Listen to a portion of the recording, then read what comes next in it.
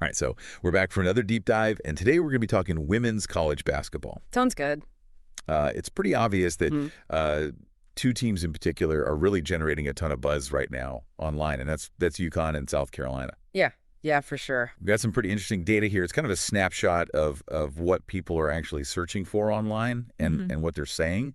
So we're going to try to pull out like the key storylines and questions, around these two teams and the NCAA tournament as a whole, Definitely. and the players that are driving a lot of the excitement. Yeah. I think this is going to be I think it's going to be pretty revealing in terms of what fans are really interested in the world of women's college basketball. So, you ready to jump in? Let's do it.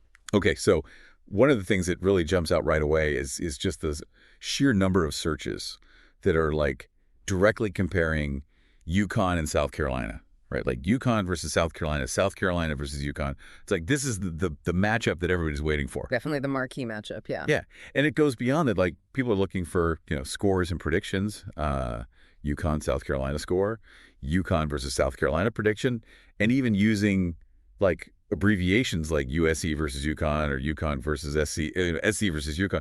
So it's clearly, this rivalry is clearly a huge focal point. I mean, it makes sense. Like when those two teams play, the level of competition is so high and there's so much on the line. Every time they play, it feels like a real clash of styles. Yeah. And I think it's also interesting that we're seeing a lot of searches for like where to watch South Carolina Gamecocks women's basketball versus UConn Huskies women's basketball, or even just how to watch UConn versus South Carolina. So people aren't just like passively interested; they're actively looking for ways to tune in. That's right.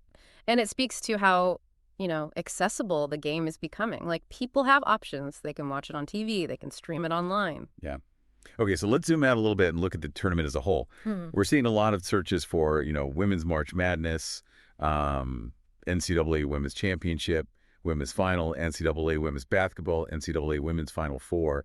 So clearly the entire tournament is a big deal. Absolutely. And I think the variety of those searches, like, the fact that people are searching Final Four and National Championship and even variations like, Women's March Madness or March Madness Women, it shows that people are interested in every stage of the tournament.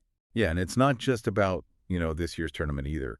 We're also seeing searches for like, NCAA Women's Basketball Tournament 2025 and Women's March Madness 2025. So people are already looking ahead. Yeah, definitely. There's always that anticipation for next year. Yeah, and I think it's also important to note that we're seeing some more general terms as well, like, women's NCAA and NCAA basketball tournament. So the interest isn't just limited to UConn and South Carolina. It's about women's college basketball as a whole. Totally. It's a sign that the game is growing in popularity. More people are paying attention. Okay, so let's talk about some of the specific players who are really generating a lot of buzz. On UConn side, we're seeing, Paige Buchers, Azzi Fudd, Sarah Strong.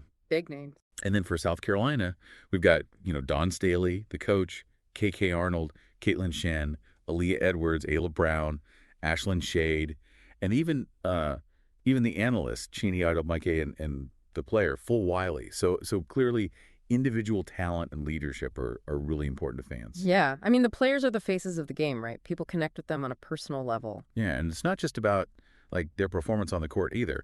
We're seeing searches for things like Paige Buchers' mom, Fudd UConn, Sarah Strong UConn, UConn Paige Buchers. How many points did Paige Buchers score today?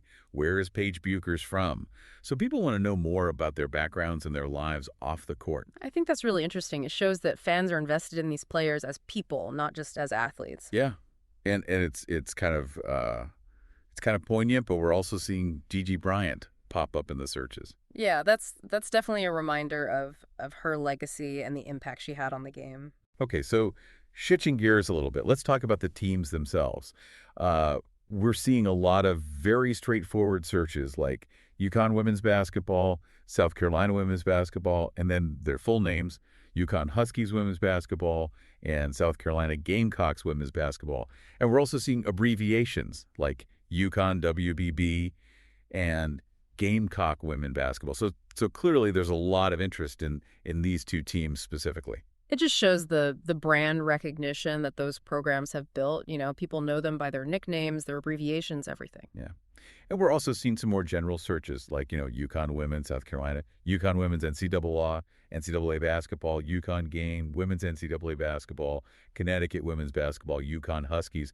So even people who aren't like diehard fans are aware of these two teams. Absolutely. They're kind of household names at this point. Now, digging a little deeper into the history and identity of these teams, we're seeing searches like UConn championships, South Carolina women's basketball, South Carolina basketball women, UConn women's basketball national championships, UConn national championships, UConn women basketball. So clearly people are interested in their legacies and their past successes. Championships are a big deal. They define a program's history. Yeah, and we're also seeing some very specific questions like, last time UConn women won national championship and UConn women's national championships. So there's a real interest in understanding UConn's dominance, especially in recent years. Well, it's been so successful for so long. It's natural for people to want to know more about their history.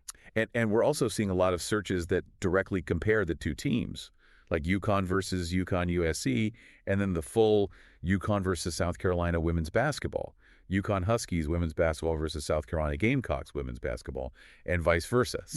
So this rivalry is clearly a central theme in the online conversation. It's the rivalry that everyone wants to see. Okay, so this is where it gets kind of interesting. We're also seeing some searches mixed in here for the men's teams, like UConn Huskies men's basketball versus South Carolina Gamecocks men's basketball, and just UConn Huskies men's basketball. Yeah. So there might be some crossover in interest, or maybe some people just getting confused about what they're searching for. It's possible. I mean, some people might just be big fans of both programs, regardless of gender. Right. Now, we also see a lot of questions that are focused on, like, very specific game details. Like, what time does UConn play today? Did UConn win last night? UConn score, UConn game today, and even just UConn score by itself. So people want up-to-the-minute information. That's the world we live in now. Instant updates. Yeah. And to round it all out, we're also seeing searches related to schedules and logistics, like UConn women's basketball schedule, NCAA women's basketball schedule, March Madness women's schedule. So people want to know when and where to watch the games. Makes sense. Got to plan your viewing schedule. Right, right. And we're seeing a lot of other, like, general basketball terms, too, like NCAA basketball championship, South Carolina basketball, Gamecocks, women's basketball, Lady Gamecocks basketball, girls college basketball, women's basketball, NCAA, women's championship, women's college basketball, women NCAA basketball, women's basketball, NCAA women's basketball today, NCAA basketball, women's basketball championship, NCAA basketball, NCAA scores, basketball scores, and even broader terms like NCAA score, NZDM, and men's Final Four scores. So it really shows how interconnected the world of basketball fandom is. Totally. It's all part of the same conversation. And it's worth noting that we also see a very specific question: has Paige Bueckers won a national championship?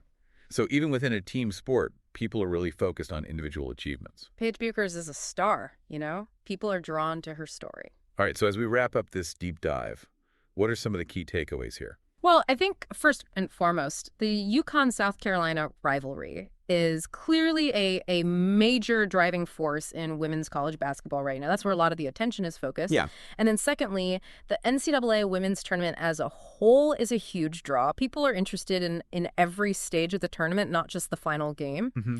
And third, individual players like Paige Bueckers and Dawn Staley are really important in driving fan engagement. People want to know more about them both on and off the court. Yeah. And finally, there's a really big demand for information. People want to know scores, schedules, team histories, how to watch the games. It really feels like this search data gives us a unique look into the minds of fans. Like, we can see what they're really interested in. Totally. It's almost like a real-time pulse of the fan base. Yeah, yeah. So to you, the listener, I'd ask, what do you think? Like, what do you think all this interest in specific players and in that UConn-South Carolina rivalry tells us about sports fandom in general? Like, what is it about these individual narratives and these really compelling matchups that really captures our attention? What aspects of these teams or players resonate the most with you? I think that's something worth thinking about long after this deep dive is over. Absolutely. It's about the stories, the personalities, the drama. That's what makes sports so compelling. And that's it for this deep dive. Until next time. We'll catch you later. See you. Today is your lucky day. Today is the day that our $3 website works for you, paying you directly to your PayPal daily. Imagine $3 ongoing continuous payments to your PayPal account. Imagine falling asleep and waking up to $300 in your PayPal account. How would this make you feel? How could this help you? What bills could you pay? What kind of fun could you have? What does that retirement look like now? All for a one-time payment of $3. This website is DFY done for you, fully built and completely hosted, and never stops collecting payments for you. You have spent $3 on coffee on a regular, but that coffee won't help you create multiple streams of income. Click the link below.